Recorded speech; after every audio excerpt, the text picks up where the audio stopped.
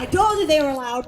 All right, looks like Jess is doing a little tweaking there herself. Okay, she's ready. We're gonna have the gals start with their saws on the ground, hands on the wood, and we're gonna do a 3, 2, 1, go. Who thinks that Patty for the black team is gonna make her 3 cuts? Versus Jen's 1 cut. All right, let's see how it goes. All right, gals, hands on the block. 3, 2, 1, go!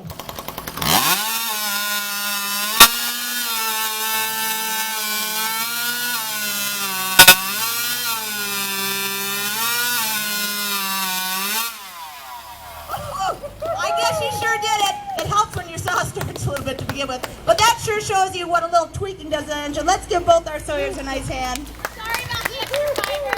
A little extra fiber in the diet. It's always good. Yeah, just give a little spray there. All right, we're going to move on actually now to our first competition, which is going to be the Crosscut Saw Competition. And a little information about the sport here. You guys can come in and sit down. Yeah, come on in, move on in. There's plenty of seats. This is a crosscut saw, and the crosscut saw is what revolutionized the timber industry, because a good set of sawyers could outcut a dozen or so axemen, which meant more money, more money for the timber barons. This is an M2 racing saw, and this particular saw costs about $1,000. And a good competition saw will cost you anywhere between $2,000 and up.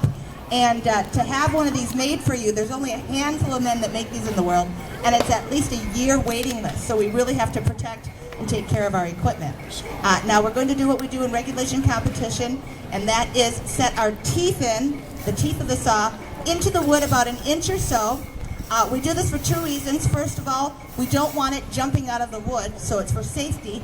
And secondly, when you start your cut, you want to start nice and straight. You don't want to be cutting at an angle, because you're going to be cutting more wood. And that is not what we want to do. All right, I'm going to set my teeth in here. I'm going to join us. Chicks with AXES. I just love the t-shirt. And since I'm going to be participating in this competition, I'm going to have all you nice folks get us started. So we're going to do a practice of a 3, 2, 1, go, and you're going to practice that with me. Let's go.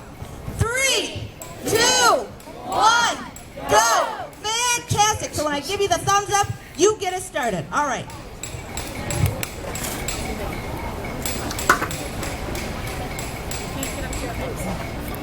All right. 3, 2, 1, go!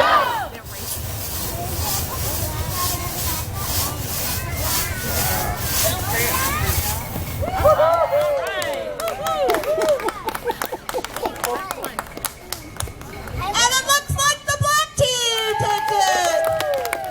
Yeehaw! That sure was a lot of fun.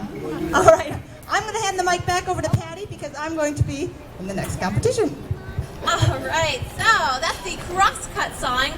Like Sarah said, those tools revolutionized the logging industry because a team of 2 good sawyers could outcut any of the fastest axemen. So, after the crosscut saws, that's when chainsaws came about. All right, so we're going to move into the next event, which is axe throwing. Now, axe throwing actually didn't serve much purpose in the logging camps other than to relieve boredom on their time off.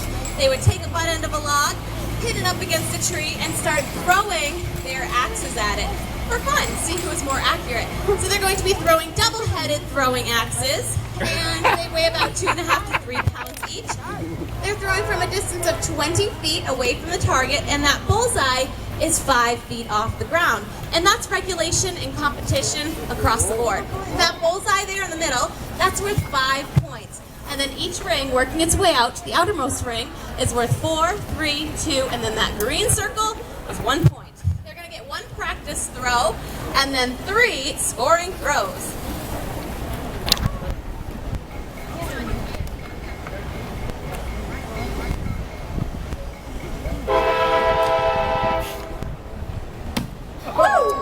Pretty good practice throw. Nothing like having a train pull record right before you throw.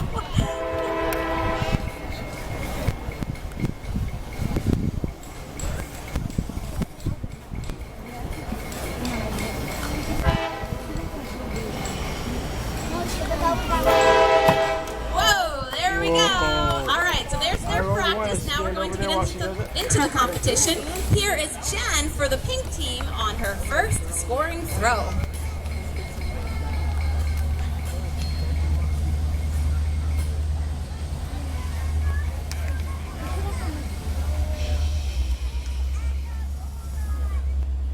Whoa, 4 points for Jen. Nice throw. Good job. All right, here's Sarah for her first scoring throw. All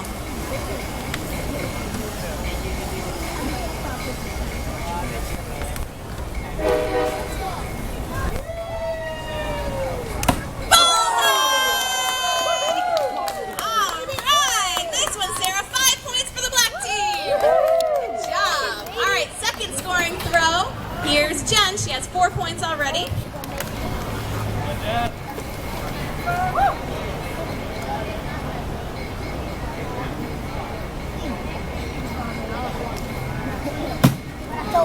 And what is it there? That's pretty close to the I think you got the 2. Yep, she gets 2 points there. Nice throw. All right, so Jen has a total of 6. Here's Sarah. She has 5 points right now. Now stand out of the way.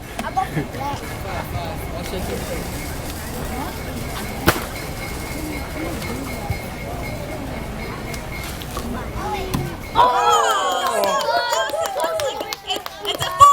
All right, so Sarah has 9 points. Wow, out of a possible 10. All right, here's Jen. She has 6 points. And so, Jen, you need a 3 to tie. Or 4 to win.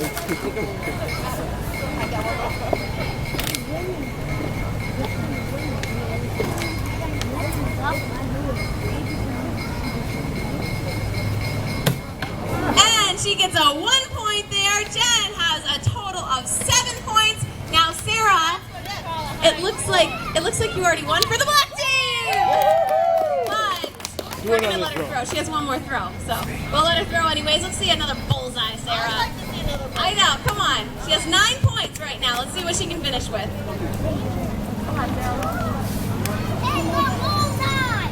Yeah, what that kid said. That kid should stand back up your feet. And she does it! My God! Wow, excellent throwing, Sarah. He was her good luck charm. Let's give both of our Xers a nice hand. 14 out of a possible 15. Nice job. All right, so we're going to move into the next event, which is the Underhand Chop, and I'm going to chop against Jen. So here you go, Sarah. Thanks, Patty. You did a great job. Doesn't Patty do a great job on the MC? Woohoo! All right, we're going to move on, as we said, to the Underhand Chop. It's the favorite of all the chopping events.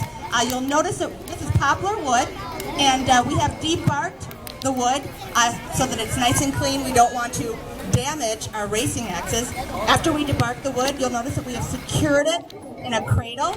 And we do that for a couple of reasons. First of all, you don't want to be standing on a wobbly piece of wood when you're swinging those axes far above your head and just missing those little toes.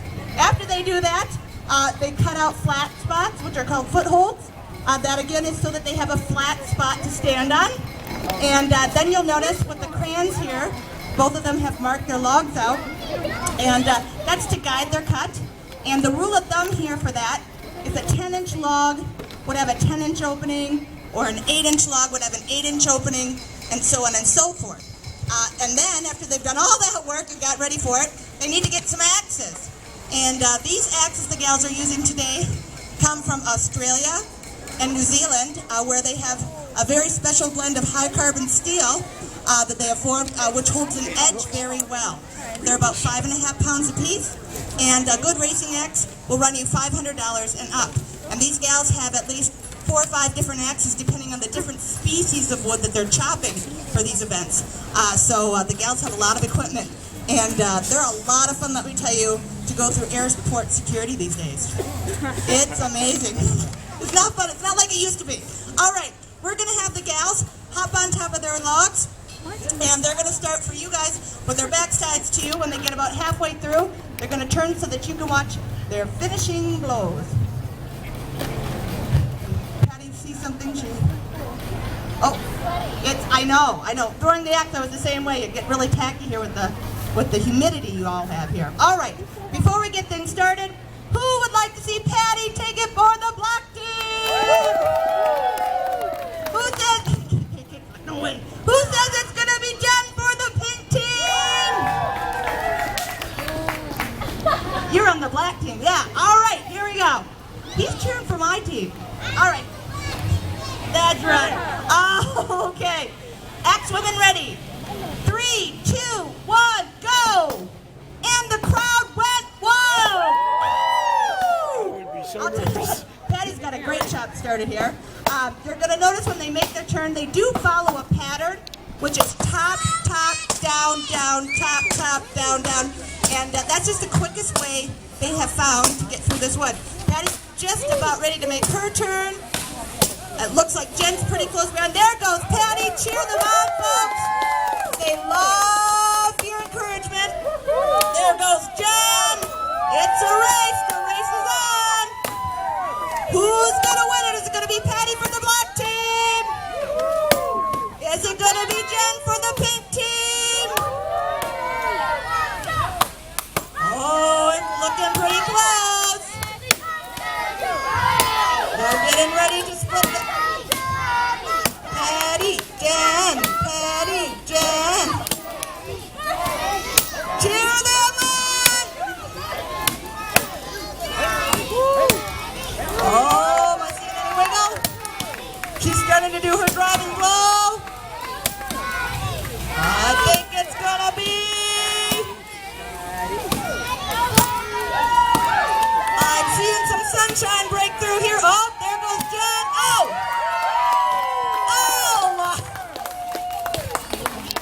Oh, it doesn't get any closer than that. I think, Patty, you got her by a half of a swing. Let's give both our axemen a nice hand.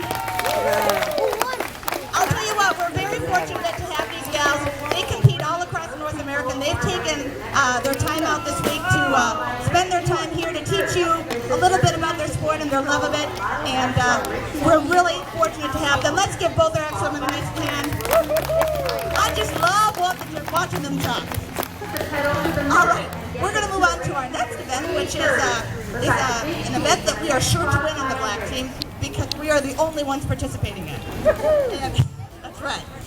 Patty told me today as we were driving into work that she would like to carve something very special for all you nice folks. And so before we get things started, I was wondering, Patty, if you could maybe, at least for the kiddies, give us a couple clues as to what you might carve for us today. Okay, yeah, a couple of hints. Let's see. I was thinking about carving a little animal that I saw out there on the side of the road on my drive into work tonight. Okay? All right, or this morning, I should say. He's got floppy ears, a bushy tail, fluffy eyebrows, comes around Easter. I think you guessed it. I think a bunny would be great. Who wants Patty to carve a bunny? Patty, carve us up a bunny. You said you saw it on the side of the road coming to work today? Yeah, right. All right. All right. Parkway. Right on Perry Parkway. All right. Hey, Perry. All right. Let's see what Patty carves up for us.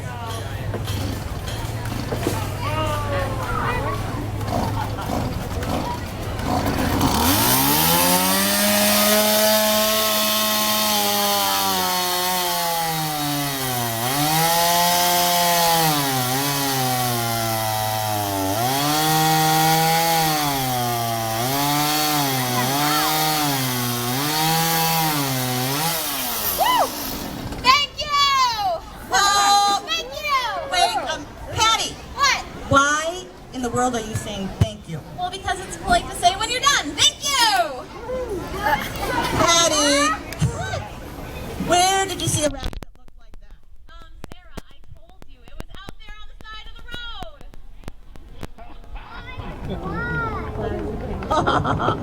road. It's wood humor. Hey, but you know, that makes me think. What do you suppose that rabbit was doing out there anyway? You know, Sarah, I've been thinking about that all day, and I believe he was sleeping. Sleeping? What makes you think he was sleeping? Well, because when I drove by him, he was looking a little tired. This thing working? We're just having a little, just like that. We're just having a little fun with you. She's leveling off the top of her block. and she's going to begin her master carving of a wrestling rabbit. Some fluffy ears, floppy ears, Floppy ears. floppy ears.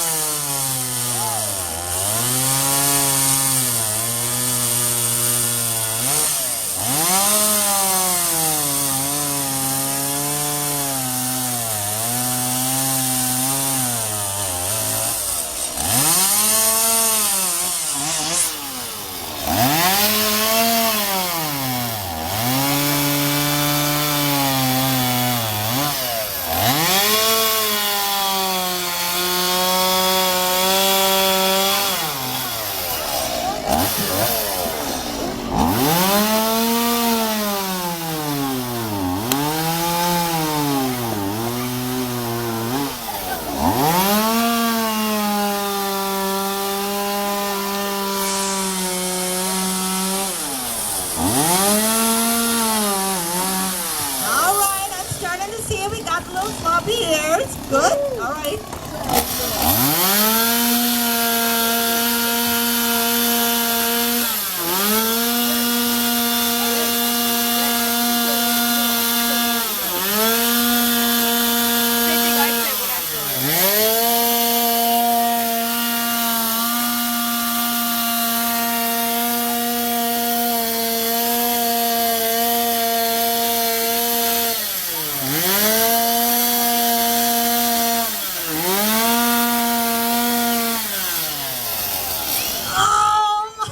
Patty, you guys, this is the best one she's ever done. This is the best one yet. You guys want to see You it? guys want to see it? I'm telling you what, out of all the fairs, it's the best one she's ever done, folks. Look at him. That is really awesome. I gotta take a look. I gotta take a closer look here. Yeah, we got the little ears, we got the eyes, we got the nose, we got the. Hey, wait a minute. I'm just thinking. Maybe you could add just a little more detail. Oh, that's right. I forgot. Detail. It goes in the back. It doesn't. Yes, it does. You know what? I think that would be great. And maybe some nice fluffy eyebrows. What do you guys think? Okay. Yeah.